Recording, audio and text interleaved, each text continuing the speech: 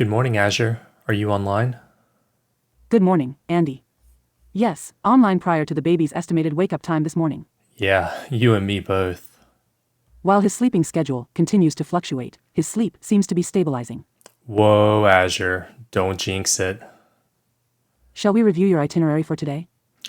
Actually, I want to start a new project file. BPA Mark 22.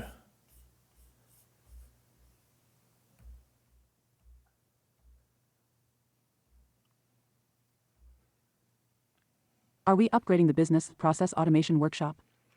More like a complete overhaul.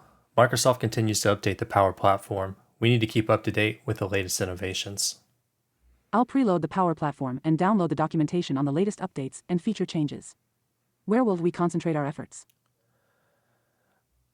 I'm thinking Power Apps and Power Automate.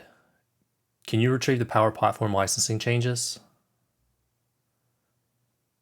Yes, but does anyone really understand Power Platform licensing? Good point. It might not hurt to have it, though. I'll pull the outline from the last BPA workshop and include the changes I've found. Sounds good. Can you read it back to me? In this workshop, users will learn how to get started quickly with Power Apps to create rich forms and apps complete with a Microsoft Office-like experience. Users will learn how to create an app or form from scratch for use in the web or on mobile platforms.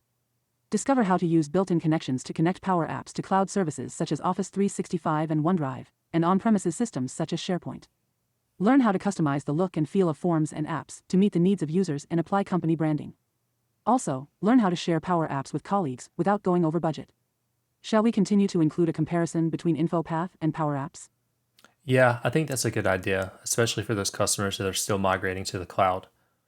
All right, what about Power Automate?